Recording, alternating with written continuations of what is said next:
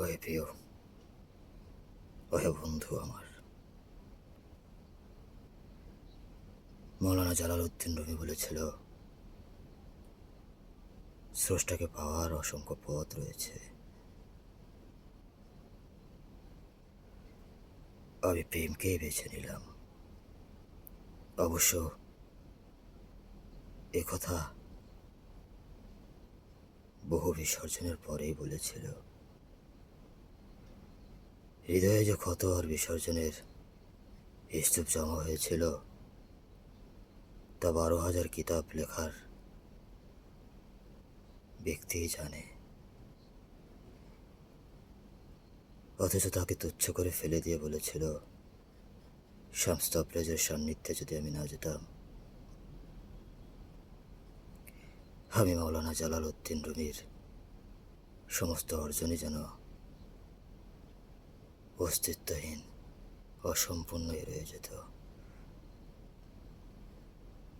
সৌভাগ্যবান তো তারাই যারা সূর্য ডোবার আগেই গন্তব্যের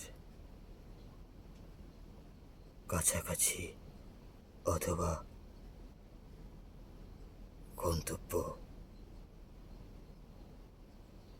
দর্শন অথবা গন্তব্যে উপস্থিত হতে সক্ষম হলো। তুমি কোথায় রয়ে গেলে ভেবে দেখো। এমন কিছু কি গচ্ছিত রেখেছ যা অর্থহীন, ভিত্তিহীন? 12,000 কিতাব লেখার পরেও যদি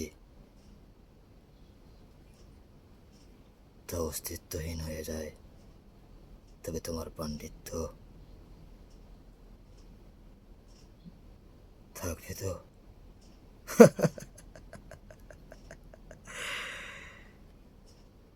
মনে রেখো, ইবলীস যে হয়েছিল, সে কিন্তু ফেরেশতাদের সর্দার ছিল। আমল ইবাদতের সর্বোচ্চ স্থান কিন্তু ইবলীসেরই ছিল।